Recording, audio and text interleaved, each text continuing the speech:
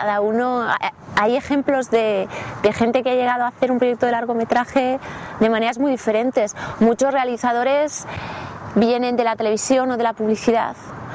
Muchos realizadores hemos hecho cortos, han hecho cortos porque es un poco el terreno que tienes amateur para experimentar y para aprender. Muchos vienen directamente al largo de una escuela de cine. Otros, quiero decir, yo he llegado al cine desde la literatura y desde otros lugares, y he llegado desde trabajos muy teóricos. Yo trabajé en una productora y con una serie de televisión, pero mi trabajo fundamental siempre ha sido desde la universidad, desde la docencia, desde la investigación.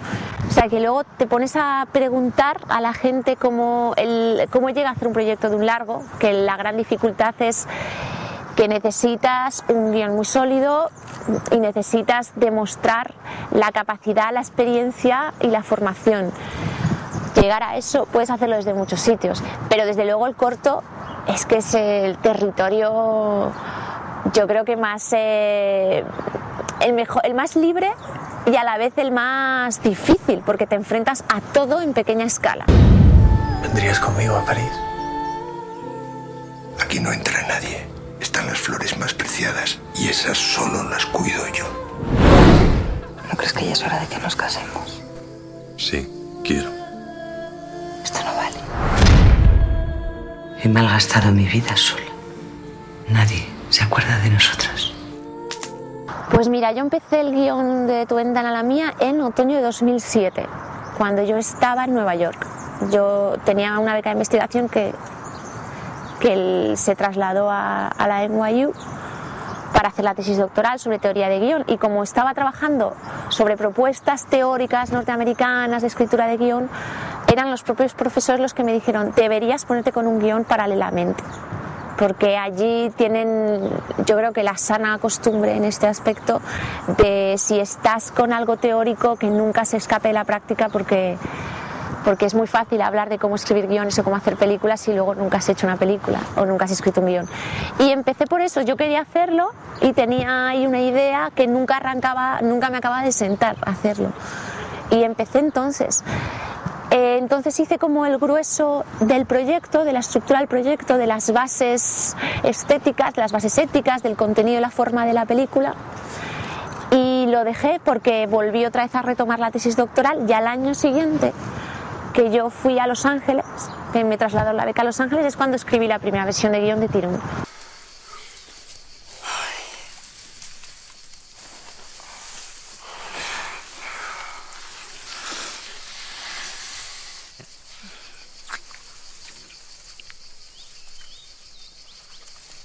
Pero es verdad que es un director que a mí me impactó muchísimo y que no he revisado además. Así como hay otros directores que para esta película volví a echarles un ojo, a David Lean no.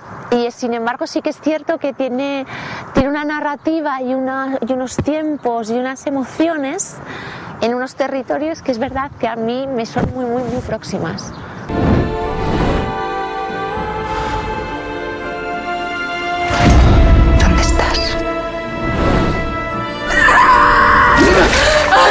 No pienso seguir encerrada aquí, viendo la vida a través de los cristales. Voy a vivirla.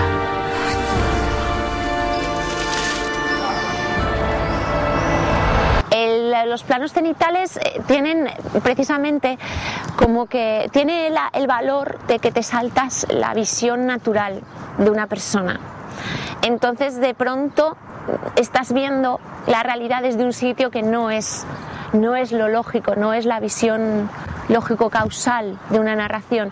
Entonces es verdad que siempre se les da o se les pretende dar un valor específico, que puede ser dramático, que puede ser, y en este caso es verdad que es simbólico.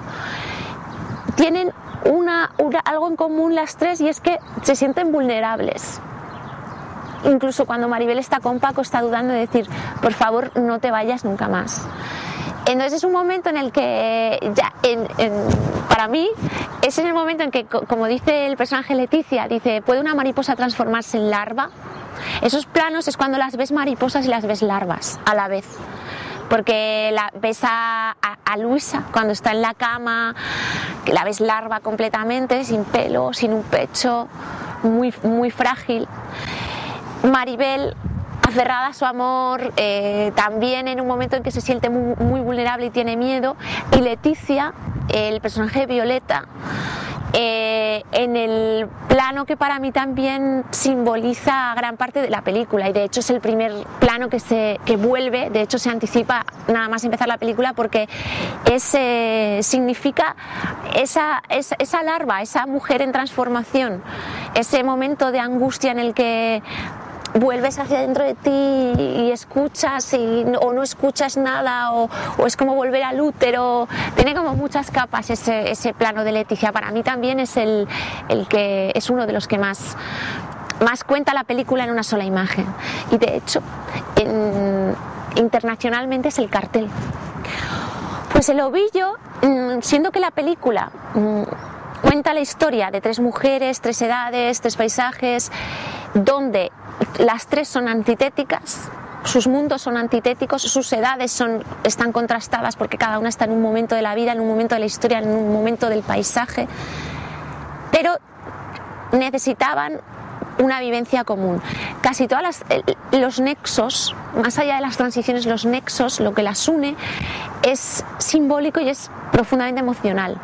No son objetos reales, no son personajes, que esto es una cuestión que los productores muchas veces preguntaban, pero no va a haber un personaje como en Las Horas o como en o como en Babel que se repita. Y yo no, porque podemos hacerlo. Violeta podía haber vivido con las 3, y de hecho se planteó, es la que podría atravesar la historia.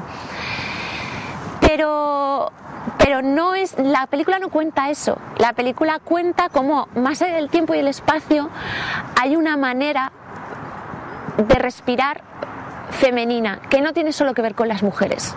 Sí, y es exacto, son cosas como el pelo o como el propio ovillo, que el ovillo lo que tiene era lo único un poco más material, físico, que a la vez tiene un componente mágico, porque cómo puede atravesar un ovillo el tiempo y el espacio. Y entonces es un símbolo en sí mismo, que para mucha gente es demasiado obvio, para mucha gente es lo que le va llevando de un sitio a otro de la historia. Como significados, pues tiene el hecho de que todas esas mujeres, y las mujeres de hecho tejen. Y hay un cuadro muy bonito que era referencia en la película, de una pintora que se llama Remedios Varo, mexicana, que tiene dos o 3 cuadros que por ejemplo hay unas mujeres uno tiene que se llama Tejiendo el manto del mundo, se llama ese cuadro, y están en una torre varias mujeres con un telar tejiendo, y del hilo y de lo que tejen sale el mundo. Y hay otro cuadro que tienen, que no recuerdo el título, que es una mujer que está haciendo calceta, como ella está con un ovillo, ella está azul, está gris, y de lo que teje sale ella misma naranja y se va volando por una ventana. Como del tejido se convierte en ella. Son unos cuadros preciosos y que sí que están muy cerca del significado de la película, de ver cómo estas mujeres tejían su vida y tejían la vida de los demás. Y luego también, cuando ya lo había hecho el símbolo, encontré una leyenda china, y entonces claro, todavía me reforcé más en esto sí que tiene un significado, que dice que las personas, hay un hilo rojo entre las personas que están unidas en el mundo. Entonces, por ejemplo, es una leyenda que se les cuenta mucho a las niñas chinas adoptadas, de tú y yo teníamos un hilo rojo que nos unía, también con tu madre, con tu familia de allí, con tu gente de allí, que hay unos hilos que son los que unen. ¡Paco! ¡Paco! ¡Paco! ¡Vamos a tener un hijo!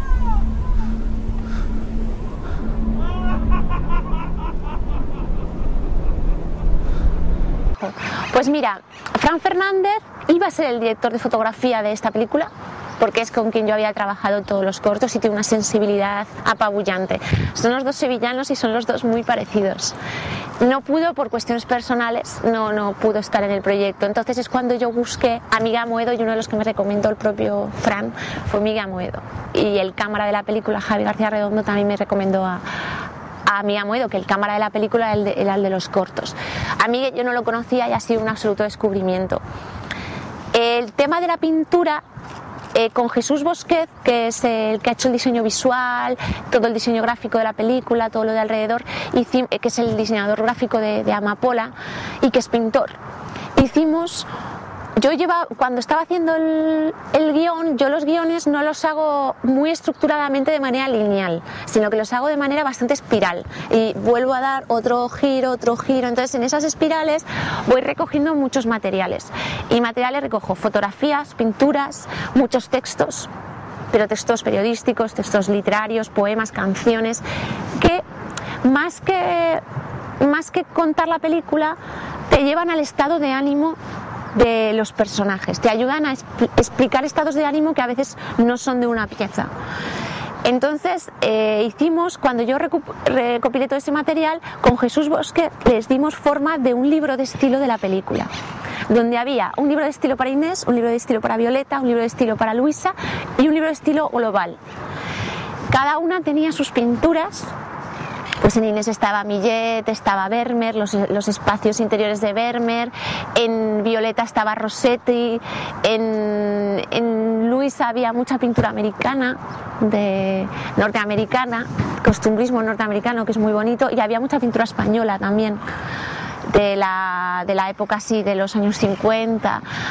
Y entonces, pues claro, en la película los referentes pictóricos eran fundamentales para fotografía, arte y vestuario también. Y también para las actrices y los actores, que depende también cómo trabaja cada actor, cada actriz, pues le sirve o le sirve menos. Por ejemplo, para Leticia Dolera, que yo era la única que no conocía en la preproducción, cuando empezamos, a ella le sirvió muchísimo ese libro de estilo, tanto los poemas, las canciones como los cuadros, porque la pintura que te lleva a una época determinada con ese espíritu y esa sensibilidad de esa época, no solamente tienes cómo vestían o cómo son los colores o las texturas que queda reflejar, sino hay cierta actitud, cierta gestualidad que te lleva a construir un personaje así. Entonces la verdad es que todas esas pinturas fueron fundamentales. Y luego una fotógrafa que también trabajamos mucho con Miguel, que se llama Francesca Gutmann, norteamericana, que murió en los años 70, muy joven, y hacía un tipo de fotografía preciosa, y a mí me fascina mucho. Y al personaje, sobre todo de Leticia también, y a Leticia Dolera le ayudó mucho, que con elementos absolutamente cotidianos, sin efecto, ella conseguía generar unas fotografías en el umbral con lo irreal. A lo mejor en todas las fotografías sale ella y se fotografía a sí misma en una pared desconchada, así apoyada con una espina de pescado, como apoyada como en la tráquea o en la espina dorsal, ¿no? Entonces de pronto tienes una imagen muy poética con nada, con elementos muy, muy sencillos. Y esa mujer también estuvimos trabajándola mucho. La verdad es que sí que hubo mucho trabajo de preproducción visual.